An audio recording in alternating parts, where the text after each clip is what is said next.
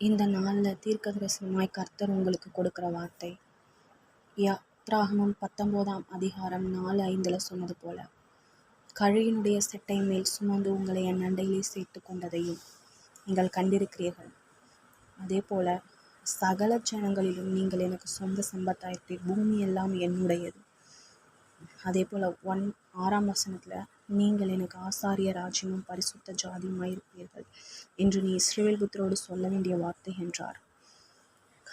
கர்த்தர் உங்களை பார்த்து இந்த நாளில் சொல்கிற ஒரு வார்த்தை, உன் சூழ்நிலை உன்னை அழிக்காது, உன் சூழ்நிலை உன்னை பைத்தியமாக்காது, உன் சூழ்நிலை உன்னை சாகடிக்க முடியாது, எந்த பிசாசாலையும் உன்னை அழிக்க முடியாது. ஏன்னா நீ என்னோட செட்டைகள் மேலே இருக்க, என்னுடைய வார்த்தை என்னும் செட்டைகள் மேலே இருக்க, உன்னதமானவருடைய செட்டைகள் மேலே, கழுகினுடைய செட்டைகள் மேலே.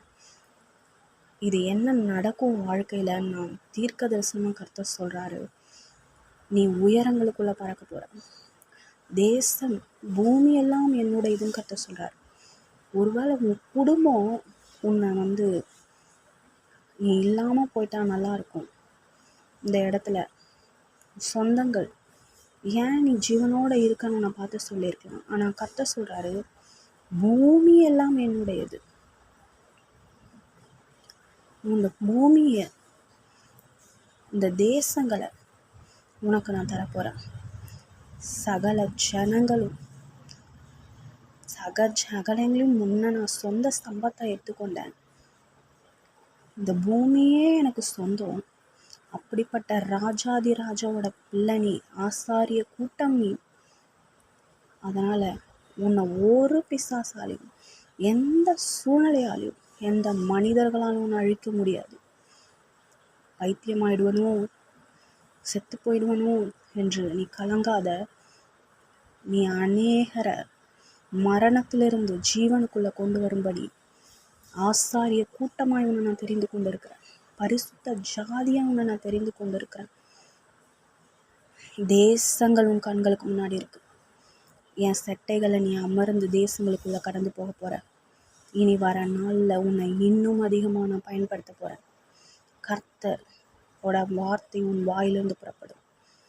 கர்த்தருடைய வார்த்தை உன்னுடைய வாழ்க்கையை பிரதிபலிக்கும்.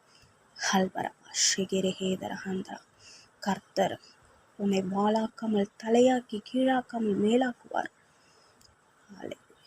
நீ தேசங்களை சுதந்தரிப்பாய், ஜாதிகளை சுதந்தரிப்பாய், ஜனங்களை சுதந்தரிப்பாய்.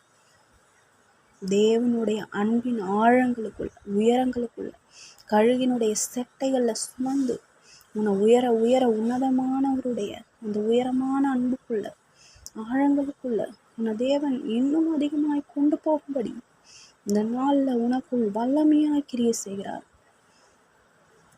எல்லா சூழ்நிலைகளும் கர்த்தர் உனக்கு சாதகமாக மாற்றிக் கொண்டிருக்கிறார். உன் சந்ததி செழிக்கும், உன் பிள்ளைகள் செழிப்பார்கள். என் பிள்ளைகள் அழிஞ்சிருவாங்களோ, என் பிள்ளைகள் ஆபத்து வந்துருமோன்னு நீ கலங்காத. உன் குடும்பம் அழிஞ்சிருமோன்னு கலங்காத. உன் குடும்பம் வாழும். உன் குடும்பம் அற்புதமும் அடையாளங்களுமா இருக்கும் அநேக ஜனங்களுக்கு, தேசங்களுக்கு.